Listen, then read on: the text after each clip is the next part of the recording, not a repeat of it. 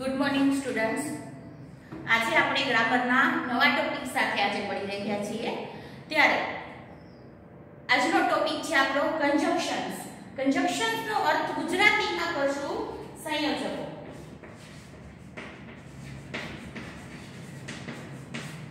સંયોજકો એટલે શું મિત્રો?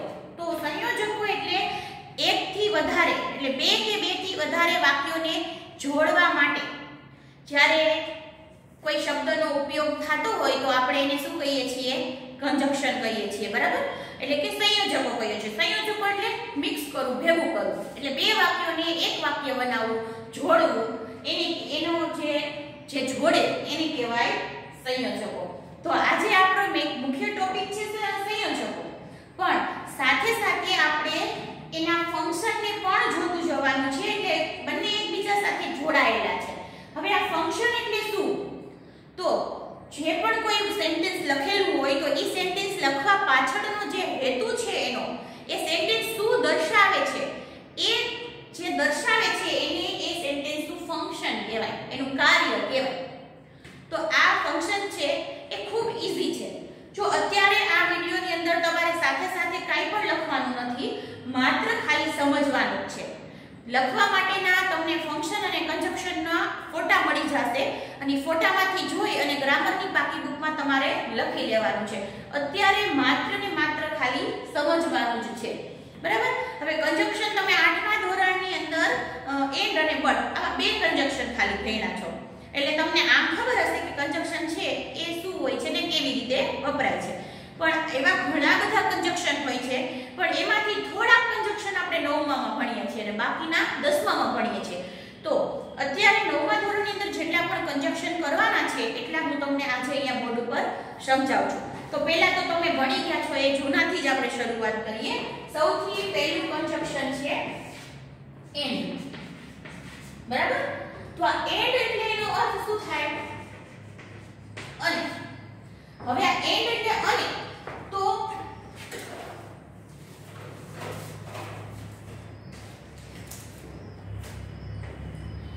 આ અને છે એ કેને જોડે છે? તો ક્યારેક કોઈ બે અલગ અલગ કરતા હોય અને બે અલગ અલગ કરતા એક જ સરખી ક્રિયા કરતા હોય ને, તો એને જોડવા માટે એન્ડનો ઉપયોગ થાય. એટલે કે ધારો કે એમ આપણે કહીએ કે રામ ક્રિકેટ રમે છે, શ્યામ ક્રિકેટ રમે છે, તો બેયની ક્રિયા સરખી છે, ક્રિકેટ રમવાની. કરતા કોણ છે? એક રામ છે અને એક શ્યામ છે, બે અલગ અલગ છે. તો આવી રીતે જ્યારે એક જ ક્રિયા, એક સરખી ક્રિયા જ્યારે બે અલગ અલગ કરતા હોય ને, ત્યારે બે અલગ કરતાને આપણે કેનાથી જોડી દઈએ છીએ? એન્ડથી જોડી દઈએ. જો તમે એનું એક્ઝામ્પલ જોઈ લો. ધારો કે આ સેન્ટેન્સ છે રામ પ્લેઝ ક્રિકેટ. બીજું સેન્ટેન્સ છે શ્યામ પ્લેઝ ક્રિકેટ, બરાબર? આ બે સેન્ટેન્સ છે અલગ અલગ. હવે એને આપણે જોડવાનું છે કયા સંયોજકની મદદથી?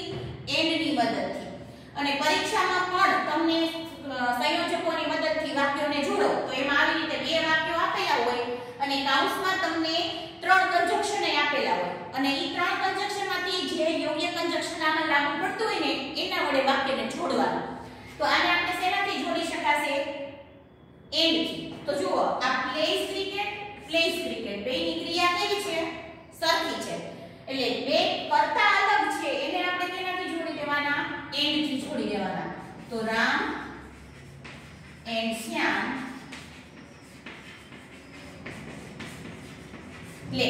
જુઓ, હવે અહીંયા એક કાળનું પણ ધ્યાન રાખવું પડે તમારે જ્યારે સાદો વર્તમાન કાળ હોય ત્યારે, કારણ કે રામ હતો એ એક વચન હતો, બરાબર? નર જાતિ એક વચન એટલે ત્રીજો પુરુષ એક વચન. તો એની અંદર આપણે ક્રિયાપદની પાછળ એસ કે એસ લગાડીએ છીએ. પણ અહીંયા રામ અને શ્યામ બહુવચન થઈ ગયું, તો બહુવચનની અંદર ક્રિયાપદની પાછળ એસ લાગશે નહીં, મૂળ રૂપ આવશે.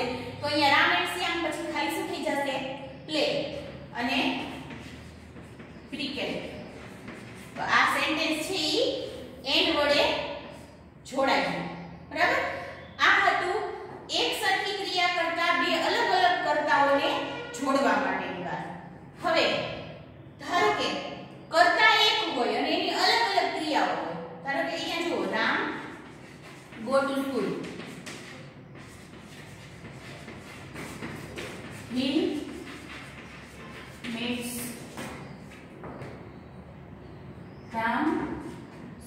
goes to school meets teacher.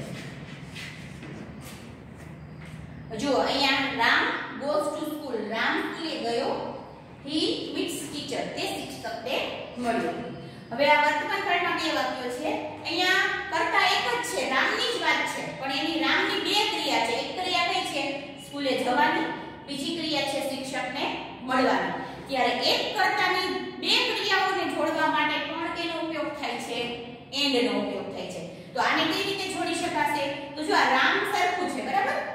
અહીંયા કર્તા કેવા છે? સરખા છે. અને કર્તાને આપણે એક જ વાર લખશું, રામ. ક્રિયા એની લખો, goes to school and meets teacher. એટલે જુઓ, રામ છે કર્તા સરખો થઈ ગયો, એની બે ક્રિયાઓ છે એને આપણે કેનાથી જોડી દીધી? એન્ડ થી જોડી દીધી. તો આવી રીતે એક કર્તાની બે અલગ અલગ ક્રિયાઓને અને એક સરખી ક્રિયા કરતા બે અલગ અલગ કર્તાઓને જોડવા માટે એન્ડ નો ઉપયોગ થાય છે. એન્ડ ની અંદર કોઈ ફંક્શન લાગુ પડતું નથી, એટલા માટે આપણે અહીંયા કોઈ ફંક્શન લખતા નથી. અને એન્ડ છે ને હંમેશા મિત્રો વાક્યની વચ્ચે જ મુકાય, વાક્યની આગળ કે પાછળ કે ક્યાંય મુકાય નહીં. બે વાક્યોને જોડવા માટે એની વચ્ચે જ મૂકવામાં આવે છે. તો આ હતું પહેલું આપણું કન્જંક્શન એન્ડ. ત્યાર પછીના નેક્સ્ટ કન્જંક્શન ઉપર જઈએ આપણે.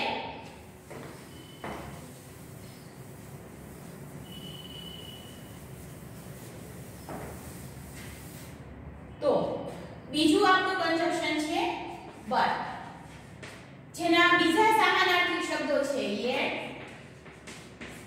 though અને although. આ ચાર શબ્દો છે ને એ ચારેય એકબીજાના સમાનાર્થી છે. આના સિવાયના પણ બે છે, એ તમારે 10મા ધોરણની અંદર આવે છે, 9મા ની અંદર આ ચાર આવે છે. તો આ ચારેય એકબીજાના સમાનાર્થી શબ્દો છે, ચારેય એકબીજાની જગ્યાએ મૂકી શકાય છે. આ ચારેયનો અર્થ શું થાય છે? છતાં પણ, એટલે પરંતુ પણ એવું પણ આપણે કહેતા હોય, પણ ચારેયનો અર્થ થશે છતાં પણ. અને આ છે ને એ કન્જંક્શન એવા છે કે જે બે વાક્યો આપેલા હોય ને બે એકબીજાથી વિરોધી હોય, વિરોધાભાસ વાળા વાક્યો હોય કે જ્યારે આપણે એનો અર્થ કરીએ ને તો વિરોધ અર્થ થતો હોય. તો એવા વાક્યોને જોડવા માટે આ કન્જંક્શનનો ઉપયોગ થાય. અને એમાં આ બંને છે ને જે બટ અને yet ઈ હંમેશા એન્ડની જેમ વાક્યની વચ્ચે મુકાય. પણ આ though અને although છે આ બંને વાક્યની શરૂઆતમાં પણ મૂકી શકાય છે અને વચ્ચે પણ મૂકી શકાય છે, બે જગ્યાએ મૂકી શકાય છે. એટલે આનો ઉપયોગ જ્યારે તમે કરતા હોય તો તમારે ગમે તે જગ્યાએ તમે મૂકી શકો, પણ બટ અને yet નો ઉપયોગ જ્યારે કરતા હોય ત્યારે ફરજિયાત તમારે એને વચ્ચે જ મૂકવું પડે, વાક્યની આગળ મૂકી શકાય નહીં. તો આ ચાર કન્જંક્શન છે, બરાબર? હવે આ કન્જંક્શનની સાથે સાથે આપણે એના ફંક્શનની પણ વાત કરી લઈએ. તો આ ચારે ચાર કન્જંક્શન છે ને એનું ફંક્શન કયું છે? તો ફંક્શન છે એનું ડિસ્ક્રાઇબિંગ,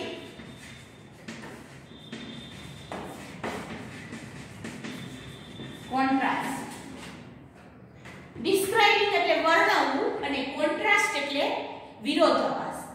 હવે વિરોધાભાસ વર્ણવવું, આ કન્જંક્શન મેં તમને અત્યારે જ કીધું કે કન્જંક્શન શું કામ કરે છે? બે વિરોધી વાક્યોને જોડે છે. તો આની પાછળનો આ વાક્ય જે આ કન્જંક્શનથી જોડાયેલું જે વાક્ય છે એની પાછળનો હેતુ શું છે? બે વિરોધાભાસને બતાવવું.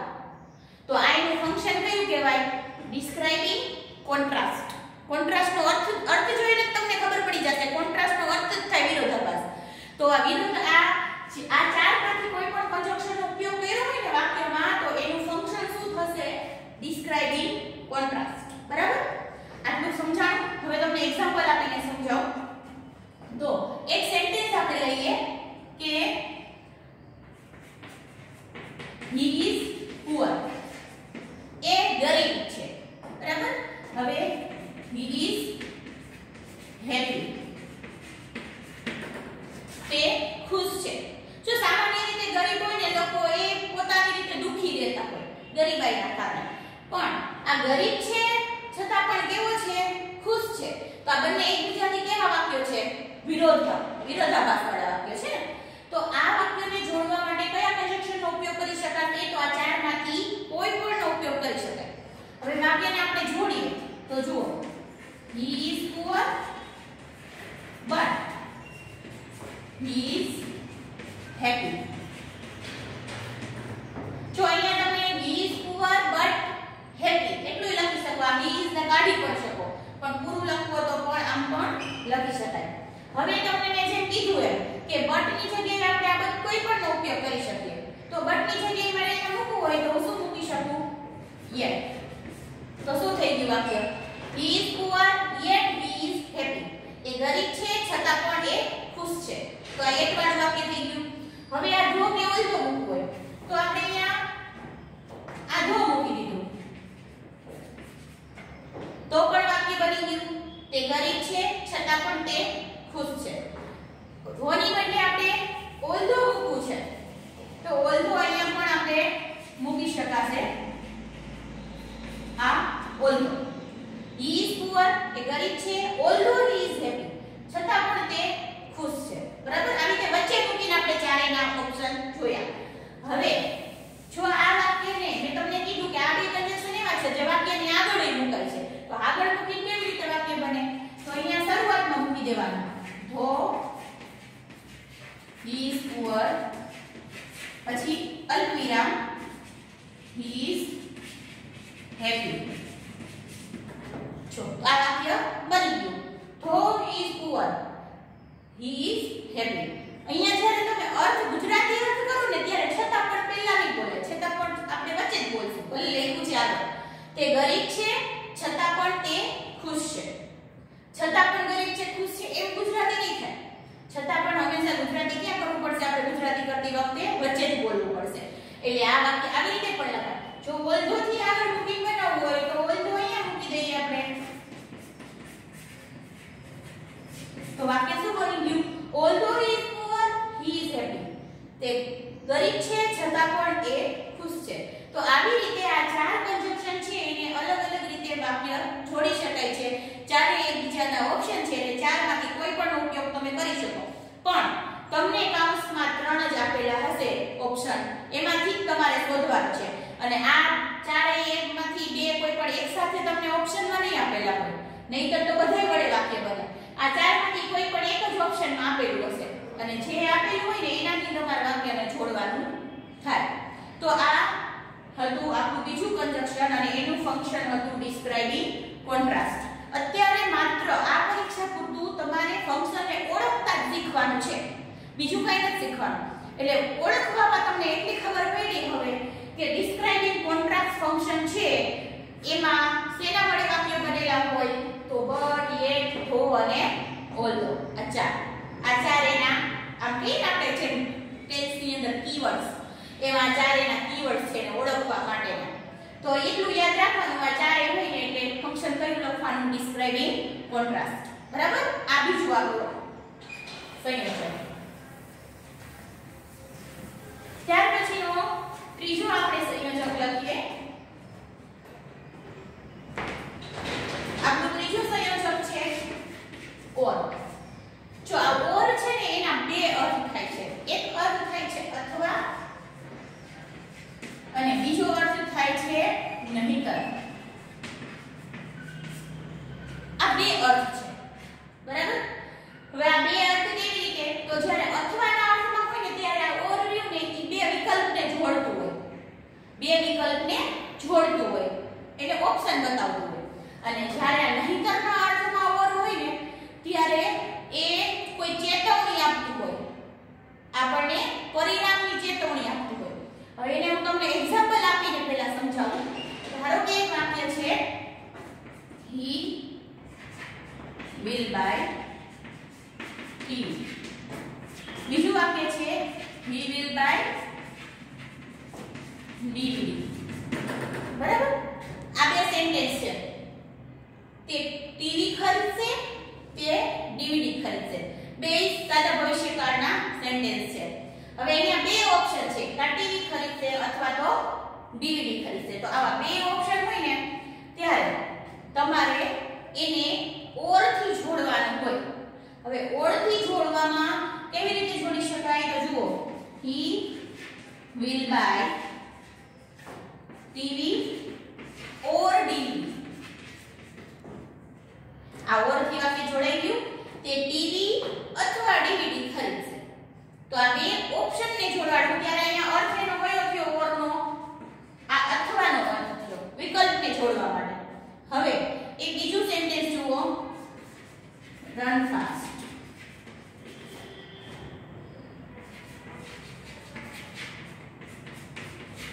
You will lose the race.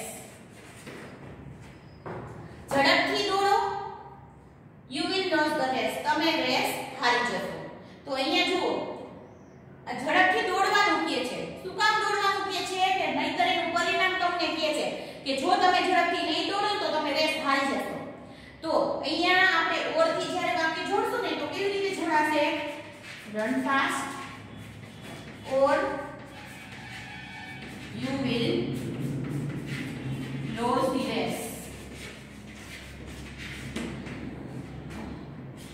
ઝડપથી દોડો નહીંતર તમે રેસ હારી જશો.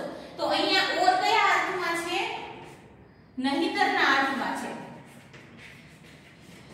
બરાબર.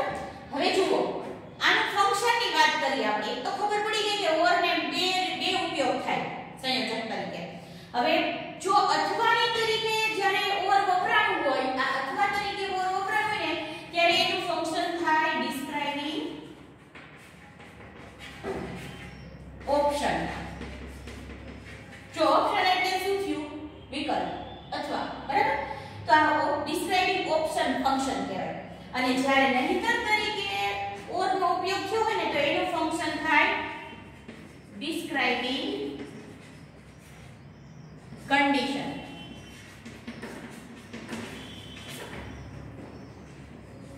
આ કંડીશન એટલે શરત. આનું ગુજરાતી શું થાય? શરત. શરત બતાવે છે. જો શરત બતાવે છે કે તમે જલ્દી દોડો નહીં તમે મારી જશો. આ શરત છે.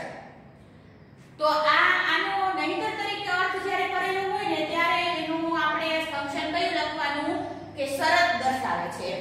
અને જ્યારે અથવા તરીકે હોય તો વિકલ્પ દર્શાવે છે, ઓપ્શન દર્શાવે છે. આનો અર્થ થાય વિકલ્પ. બરાબર. તો આના બે ફંક્શન છે. તો કયા વાક્યમાં કેવી રીતે વપરાયું છે ને તમારે જોવું પડે અને પછી એનું ફંક્શન નક્કી થાય. આ કન્ડિશનના બીજા પણ ઓપ્શન છે. બીજા સંયોજકો છે એ પણ કન્ડિશન ફંક્શનમાં જ આવે છે. આમાં વિકલ્પમાં પણ બીજા ઓપ્શન છે. તો પણ આ ઓર માટે આ બે ફંક્શન તમારે યાદ રાખવાના. આ હતું આપણું ત્રીજું ફંક્શન ઓર.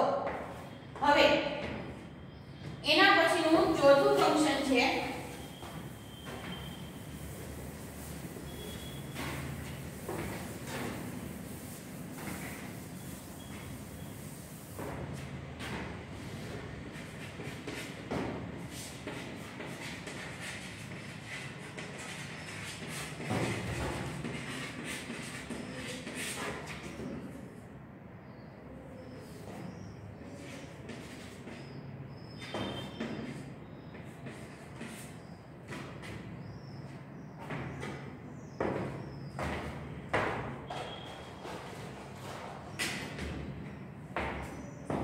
જો આ અધરવાઇઝ અને ઓર એલ્સ આ બે પણ એકબીજાના સમાનાર્થી છે. અધરવાઇઝ અને ઓર એલ્સ નો અર્થ થાય છે નહીંતર. આગળ આપણે ઓર ખાલી જોયું હતું એમાં એક અર્થ થતો હતો નહીંતર. એટલે જ્યારે ઓર નહીંતરના અર્થમાં હોય ને ત્યારે અધરવાઇઝ નો સમાનાર્થી શબ્દ થાય, ઓર એલ્સ નો સમાનાર્થી શબ્દ થાય. એટલે તેનો અર્થ પણ શું થાય છે? નહીંતર. તો આપણે ખબર છે કે નહીંતર આવતું હોય તો ફંક્શન કયું આવે? Describing condition. તો ઓર ની જેમ આમાં પણ કયું ફંક્શન લાગુ પડશે? Describing condition. અને ડિસ્ક્રાઇબિંગ કંડીશન છે એટલે આ બે શું દર્શાવે છે? શરત દર્શાવે છે. તો શરત દર્શાવે છે આ બે અને આ બે એકબીજાની સાથે એકબીજાના ઓપ્શન તરીકે મૂકી શકાય છે. ઓર એ હંમેશા વાક્યની વચ્ચે જ મુકાય છે એમ અધરવાઇઝ અને ઓર એલ્સ પણ વાક્યની વચ્ચે જ મુકાય છે. તો આપણે હમણાં ઓર વાળું જ એક્ઝામ્પલ લઈને જોઈએ. તો આપણે જોયું હતું કે રન ફાસ્ટ. બીજું સેન્ટેન્સ હતું you will lose the race.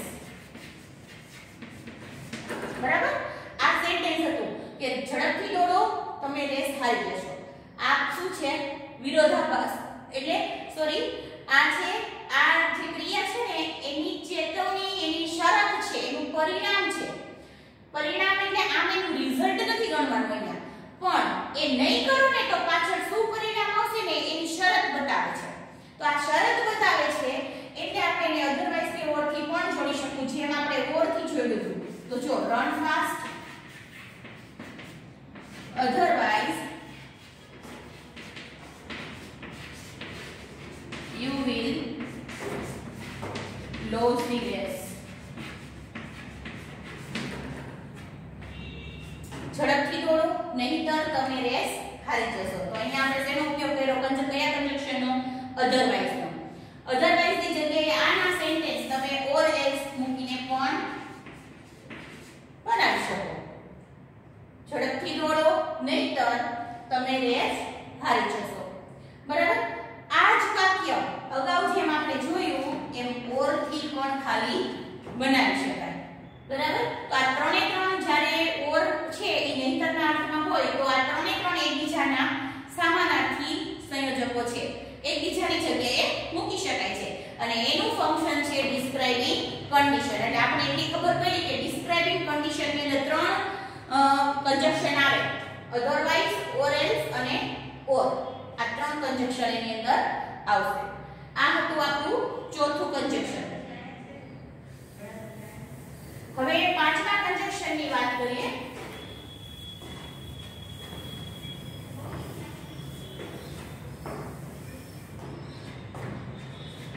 પાંચમું આપણું કન્જક્શન છે સો અને ધેરફોર.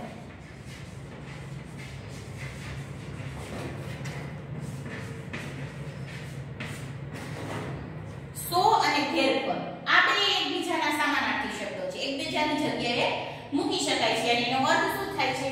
તેથી. અને આ શું બતાવે છે? પરિણામ બતાવે. પરિણામ બતાવે એટલે એનું ફંક્શન શું થાય?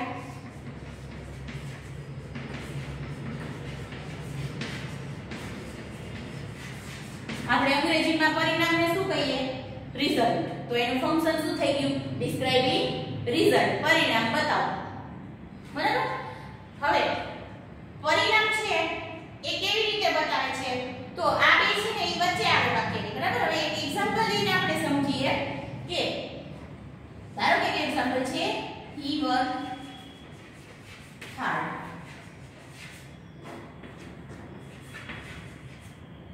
You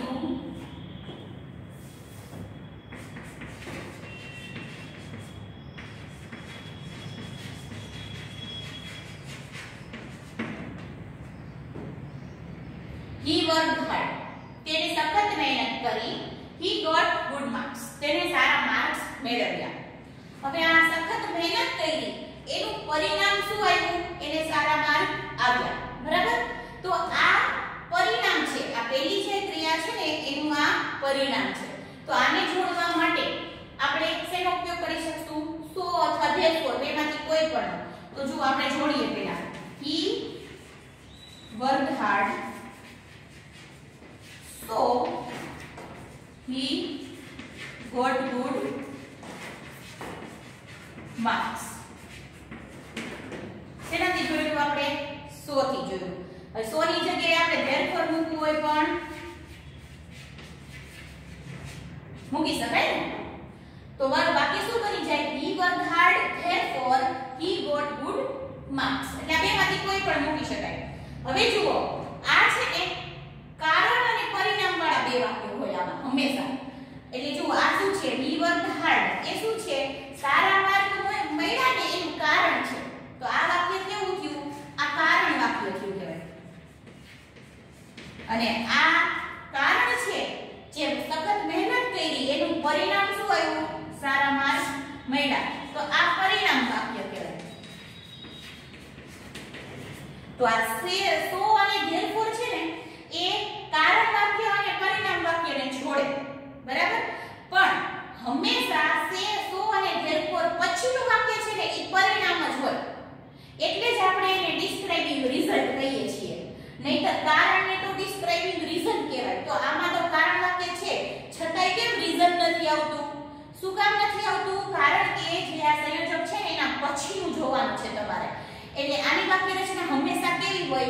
આગળ કારણ વાક્ય હોય, વચ્ચે આ સો કે therefore હોય અને એના પછી હંમેશા પરિણામ વાક્ય હોય અને એનું ફંક્શન ડિસ્ક્રાઇબિંગ રિઝલ્ટ જ ગણવાનું છે, રીઝન ગણવાનું નથી. બરાબર? તો આ હતું આપણું પાંચમું કન્જક્શન સો અને therefore, જેનું ફંક્શન છે ડિસ્ક્રાઇબિંગ રિઝલ્ટ, પરિણામ બતાવવું અને એ વાક્યની વચ્ચે મુકાય છે. એની વાક્ય રચનામાં હંમેશા આગળ કારણ વાક્ય હોય છે અને પાછળ પરિણામ વાક્ય હોય છે. સમજાઈ ગયું આટલું? ત્યાર પછીનું એના જેવું જે છઠ્ઠું કન્જક્શન છે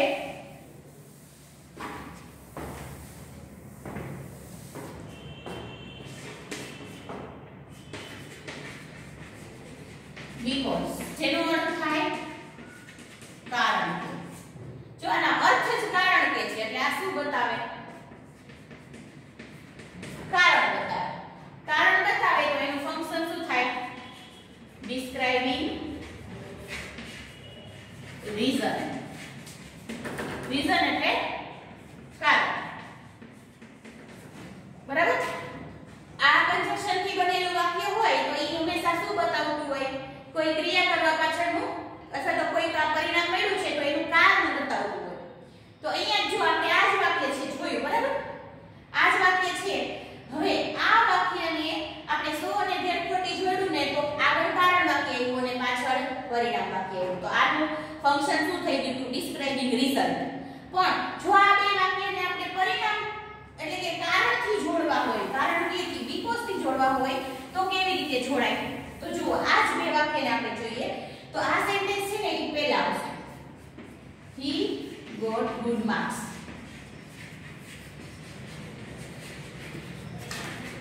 Because he worked hard.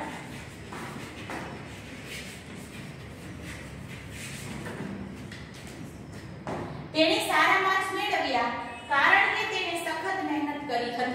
બરાબર? તો જો આ જ વાક્યો છે બે પણ પહેલા સો અને therefore થી જોડ્યું તો હવે આપણે એને because થી જોડ્યું. માત્ર તફાવત શું આવ્યો કે આ વાક્ય પહેલા આવી ગયું અને આ વાક્ય પાછળ આવ્યું. શું કામ આવું આવી ગયું? તો કારણ કે because પછી હંમેશા છે ને કારણ વાક્ય જ આવે અને એની આગળ છે ને હંમેશા શું આવે? પરિણામ વાક્ય આવે. એટલે આગળ પરિણામ વાક્ય, વચ્ચે because અને પાછળ કારણ વાક્ય. because ની પછી કારણ વાક્ય આવે છે એટલે because નું ફંક્શન થાય ડિસ્ક્રાઇબિંગ રીઝન. સો અને therefore પછી પરિણામ વાક્ય આવે છે તો એનું ફંક્શન થાય ડિસ્ક્રાઇબિંગ રિઝલ્ટ. તો આ રીઝન અને રિઝલ્ટમાં ખાસ ધ્યાન રાખજો કારણ કે વાક્યો સરખા હોય છે, માત્ર ખાલી કન્જક્શનનો જ તફાવત હોય છે. તો આ હતું આપણું છઠ્ઠું એટલે આપણે કન્જક્શન જેને કહીએ એ because એટલે કે કારણ કે. તો સમજાઈ ગયું હશે તમને બધાને? હવે આપણે નેક્સ્ટ આપણા ફંક્શન અને કન્જક્શન તરફ જઈએ તો એ છે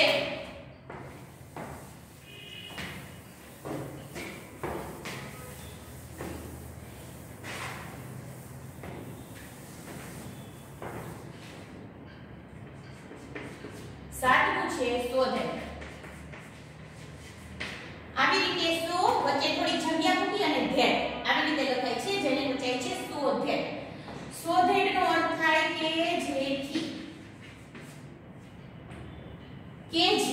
બરાબર? આ શું બતાવે છે? તો એ છે ને ઈ ક્રિયા કરવાનો હેતુ બતાવે છે.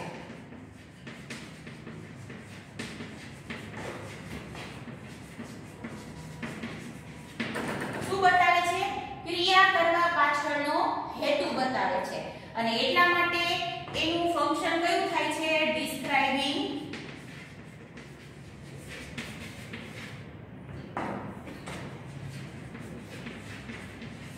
Describing purpose.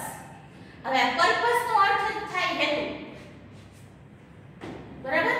તો ક્રિયા કરવા પાછળનો હેતુ આ શોધેટ બતાવે છે. તો શોધેટ જ્યારે વાક્યમાં વપરાયેલું હોય તો એનું ફંક્શન થાય ડિસ્ક્રાઇબિંગ હેતુ પર્પસ એટલે કે હેતુ બતાવવો. હવે એક એક્ઝામ્પલ થી જોઈએ આપણે. શોધેટ એ હંમેશા વાક્યની વચ્ચે જ મુકાય છે. એક એક્ઝામ્પલ જોઈએ.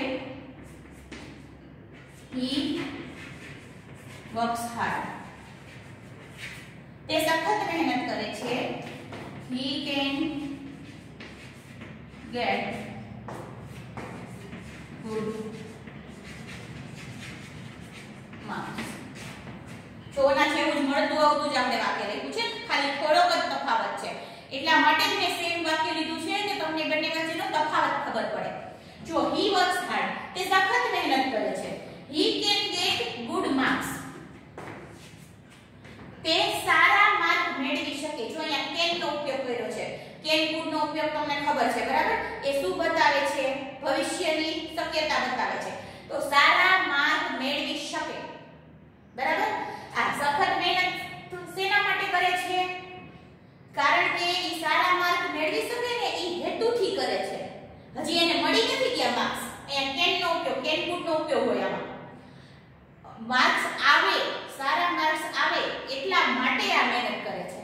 તો આ મહેનત કરવા પાછળનો હેતુ શું છે? એનો સારા માર્ક મેળવવા. તો આવા વાક્યને જોડવા માટે અહીંયા શું હતું? સીધું he got હતું, એને મેળવી લીધા હતા માર્ક, તો એટલે પરિણામ થઈ ગયું. પણ અહીંયા તો હજી સારા માર્ક આવશે એના માટે, આવે એના માટે મહેનત કરે છે. એટલા માટે હજી આ માર્ક્સ મળેલા નથી, એનું પરિણામ નથી, પણ આ હજી પરિણામની શક્યતા છે. તો આવી શક્યતા એટલે કે હેતુ છે એ આપણે શેનાથી જોડીએ છીએ? so that થી જોડીએ છીએ. તો કેવી રીતે જોડાશે?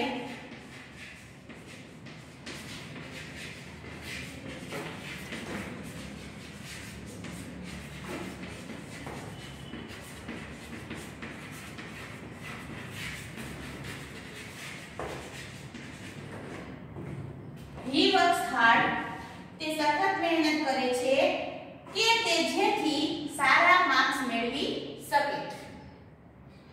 એટલે આ so that પછી એ કાર્ય કરવાનો હેતુ આવે છે, એટલા માટે એને આપણે શું કહીએ છીએ? ડિસ્ક્રાઇબિંગ પર્પસ કહીએ છીએ. અને ડિસ્ક્રાઇબિંગ પર્પસ માટેનો છે ને આ એક જ કન્જંક્શન છે so that.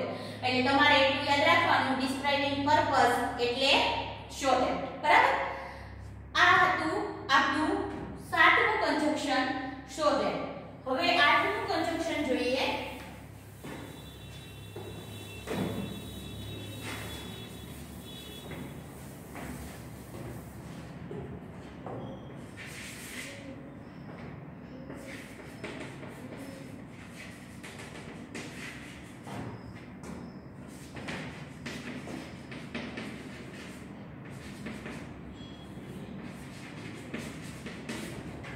જેનું નામ છે either or.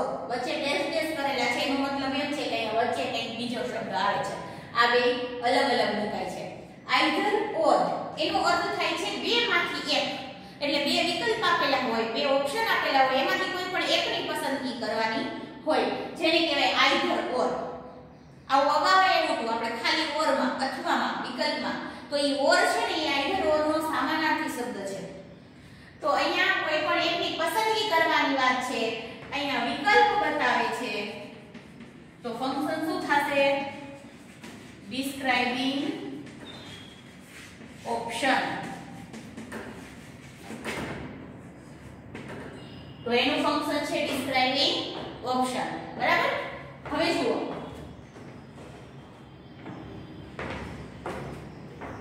બે સેન્ટેન્સ છે. I like tea, I like coffee. મને ટી ભાવે છે, મને કોફી ભાવે છે. તો મને ગમે છે, બરાબર? હવે આ બે ઓપ્શન છે, ટી અને કોફી. તો એને આપણે કેવી રીતે જોડશું? either or થી જોડશું. તો I like either tea or coffee. જો either અને or વચ્ચે ટી અને કોફી આવી રીતે આવે છે, બે ઓપ્શન છે. તો I like either tea or coffee. મને ચા અથવા કોફી ભાવે છે. એટલે બેમાંથી કોઈ પણ એકની પસંદગીની વાત છે. અને આ હંમેશા છે ને હકાર અર્થ દર્શાવે. બેમાંથી એકની પસંદગી કરવાની વાત છે, એટલે હકાર અર્થ દર્શાવે છે. હવે આવી રીતે બે ઓપ્શનને જોડ્યા છે, બરાબર? હવે એક બીજું વાક્ય આવી રીતે પણ થાય. Meera is regular, Seema is regular. જો મીરા રેગ્યુલર છે, સીમા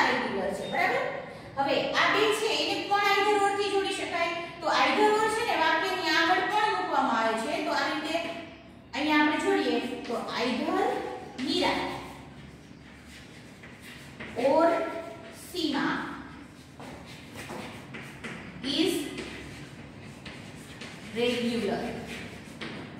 આઈધર મીરા ઓર સીમા રેગ્યુલર. કાં તો મીરા અથવા સીમા એ બેમાંથી એક રેગ્યુલર છે એવો અર્થ થાય. અને અહીંયા જો બેમાંથી એકની જ વાત થાય છે ને તો અહીંયા બે હોવા છતાં અહીંયા આર નથી આવતું, અહીંયા ઇઝ નું ઇઝ જ રહે છે. એન્ડ ની અંદર જ્યારે આપણે બે કર્તાને જોડતા ને તો આર કરી નાખતા ઇઝ નું. પણ અહીંયા એક જ ની વાત પસંદગી થાય છે એટલે ઇઝ જ રહે છે, આર નથી થઈ જતું. તો આવી રીતે એ બે વિકલ્પને માંથી પસંદગી એકની પસંદગીની વાત છે એ આઈધર ઓર કરવામાં આવે છે એની અંદર. જો આપણે એમ થાય કે આને તો આપણે એન્ડ થી જોડી શકીએ. હા, વાક્ય તમે એન્ડ થી જોડી શકો. Meera and Seema are regular. આવું વાક્ય પણ તમે બનાવી શકો. પણ તમારે કૌંસમાં આપેલા કન્જક્શન થી જ વાક્ય જોડવાનું છે. એટલે તમને જો આઈધર ઓર આપ્યું હોય કૌંસમાં તો તમારે એનાથી જોડવાનું. એન્ડ આપ્યું હોય તો એન્ડ થી પણ જોડી શકાય આ વાક્ય, બરાબર? તો આ આઈધર ઓર નો જ્યારે વાક્યમાં ઉપયોગ કરેલો હોય તો એનો ફંક્શન થશે ડિસ્ક્રાઇબિંગ ઓપ્શન. આ જ વાક્યને ખાલી ઓર થી પણ જોડી શકાય. તો આવી રીતે થઈ જાય ને મીરા ઓર સીમા ઇઝ રેગ્યુલર. આમાં પણ આઈધર કાઢી નાખો તમે તો I like T or coffee. તો મેં તમને કીધું તું એમ ઓર છે એ આઈધર ઓર નો ઓપ્શન છે, એનાથી પણ વાક્ય જોડી શકાય છે, બરાબર? હવે આ આઠમું આપણું જે કન્જક્શન છે ને એના જેવું જ નવમું કન્જક્શન છે. નવમું કન્જક્શન છે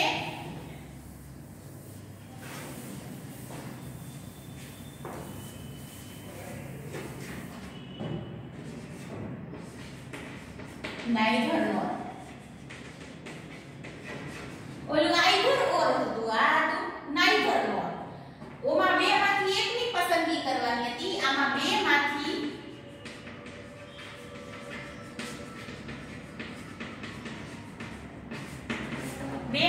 એક પણ નહીં. બે ઓપ્શન આપ્યા હોય એમાંથી એકની પસંદગી નથી કરવાની એવી વાત થાય છે. તો આ નકાર હતું, આનું નકાર શું હતું? આઈધર ઓર. અને આ નાઈધર ઓર શું છે? એનું નકાર છે. આમાં નોટ વાળા વાક્યો આવે. જો વાક્યની અંદર નોટ આપ્યું હોય તો આપણે નાઈધર ઓર થી જોડવાનું, નોટ નો આપ્યું હોય તો આઈધર ઓર થી જોડવાનું. તો આ પણ વિકલ્પ જ બતાવે છે તો એનું ઓપ્શન પણ સેમ જ થશે, ડિસ્ક્રાઇબિંગ ઓપ્શન જ થશે, બરાબર? તો આપણે વાક્ય જોડીએ તો ઈ જ વાક્ય લઈએ આપણે. I don't like tea. બીજું વાક્ય છે I don't like coffee.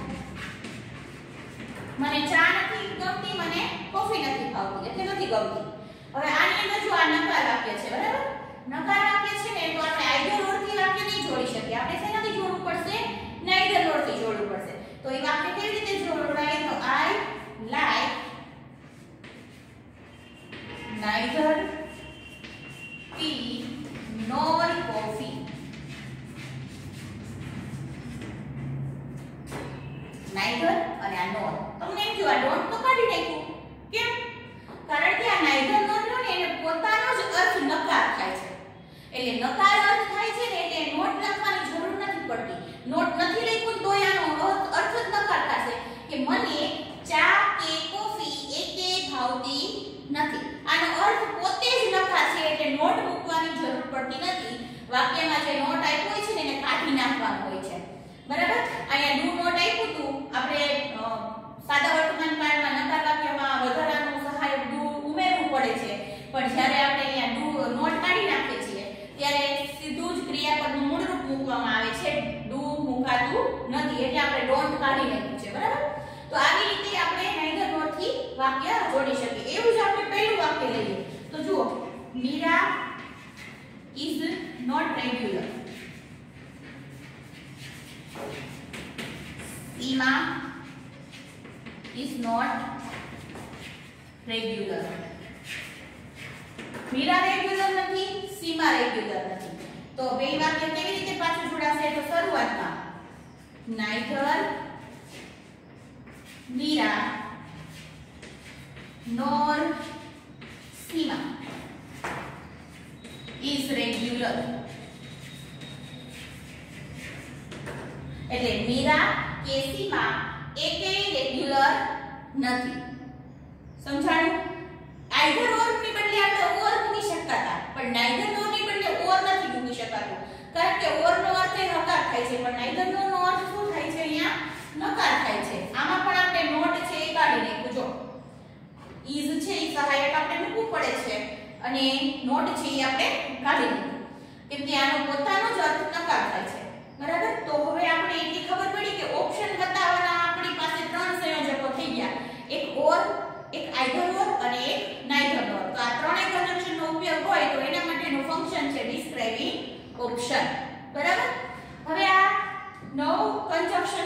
એ તમારે પરીક્ષા માટે તૈયાર કરવાના છે કંજક્શન માટે, બરાબર? આ 9 કંજક્શન માંથી જ તમારે આવી રીતે બે વાક્યો આપેલા હશે અને તમને કાઉન્સમાં કંજક્શન આપ્યા હશે, એમાંથી કોઈ પણ એક કંજક્શન વડે તમારે વાક્યને જોડવાનું થશે. આ 6 માસિક પરીક્ષા માટે તમારે 9મા ધોરણની અંદર આ 9 કંજક્શન જ કરવાના છે, એના સિવાયનું કોઈ પણ કંજક્શન કરવાનું નથી. તમને આનો ફોટો છે એ મળી જશે, એમાંથી જોઈ, ફોટામાંથી જોઈ અને ગ્રામરની પાકી બુકમાં લખવાનું છે અને એસે અને પિક્ચર ડિસ્ક્રિપ્શન તમને લખવા આપી દીધા છે, એ લખાઈ જાય પછી આ કંજક્શનનો ટોપિક તમારે ગ્રામરની બુકમાં લખી નાખવાનો. હવે આપણે કંજક્શનની સાથે સાથે ફંક્શન તો અત્યારે જોતા જ ગયા છીએ, બરાબર? તો આ ફંક્શન જોયા, પણ ફંક્શન પરીક્ષામાં કેવી રીતે પૂછાશે અને કેટલા ફંક્શન પૂછાશે એના માટેનો નાનો એવો વિડિયો તમને આના પછીના નેક્સ્ટ વિડિયો તમને મળી જશે. એટલે આવતા નેક્સ્ટ વિડિયોની અંદર માત્ર આપણે જે અત્યારે ફંક્શન આમાં જોયા છે કંજક્શનની સાથે એનું લિસ્ટ બનાવી અને કેવી રીતે પૂછાશે એનો નાનો એવો વિડિયો આપીશું તમને, અને એને પણ પાકી બુકમાં લખવા માટે ફોટો મળી જશે. ત્યાં સુધી બાય.